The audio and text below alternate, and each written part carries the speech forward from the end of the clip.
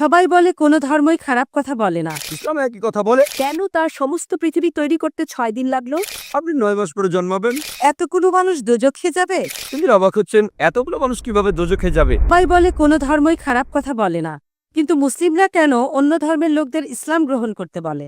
বোন, আপনি বললেন সব ধর্মে ভালো সব কথা থাকে, কিন্তু মুসলিমরা আমাকে ইসলাম গ্রহণ করতে বলে কেন? অন্য যেসব ধর্ম আছে সেগুলো যা বলে তার বেশিরভাগ কথাই ভালো, তবে ইসলাম ভালো কথা বলার পাশাপাশি আপনাকে দেখাবে কিভাবে সেটা অর্জন করতে হয়।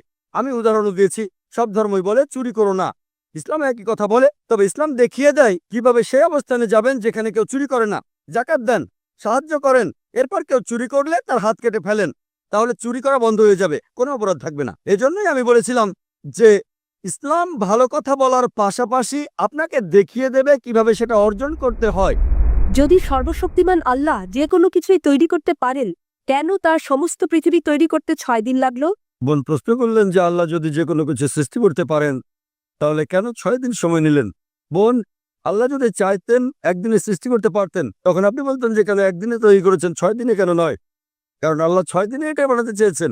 কোরআন বলে যে আল্লাহ যা ইচ্ছে করেন তাই সৃষ্টি করতে পারেন। অনেক আয়াতে আছে, আল্লাহ বলেন কোরআনে সূরা আলে ইমরান অধ্যায় 3 আয়াত নম্বর 59, إن مثل عيسى عند الله كمثل آدم خلق من تراب ثم قال له كن فيكون। আল্লাহ আদম আলাইহিস সালামকে সৃষ্টি করেছেন যেমন তিনি যীশু খ্রিস্টকে সৃষ্টি করেছেন ধুলো থেকে, তিনি বলেন হও আর তা হয়ে যায়।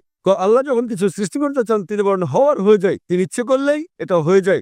আল্লাহ যদি ইচ্ছে করেন আপনি 9 মাস পরে জন্মাবেন, তাহলে আপনি 9 মাস পরে জন্ম নেবেন। আল্লাহ যদি চান 1 সেকেন্ডে, তাহলে মাত্র 1 সেকেন্ডেই। তো আল্লাহ চাইলেন যে তিনি কোনো কিছু 6 দিনে সৃষ্টি করবেন, তাই তিনি করলেন। পৃথিবীতে অনেক মানুষ ভুল কাজ করছে, আমার ভাবতে খুব অবাক লাগে, এতগুলো মানুষ দোজখে যাবে? তিনি অবাক হচ্ছেন, এতগুলো মানুষ কিভাবে দোজখে যাবে। আমাদের এই জীবনটা হলো পরীক্ষা। আপনারা যদি ভালো করে দেখেন যে নিচু গ্রেডের পরীক্ষাগুলোতে বেশিরভাগ ছাত্র পাশ করে, তবে উপরের লেভেলে গেলে সেখানে পাশ করাটা কঠিন।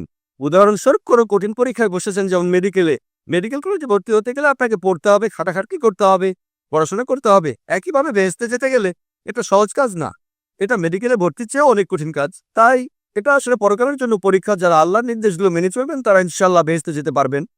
আশা করি বোন উত্তরটা পেয়েছে।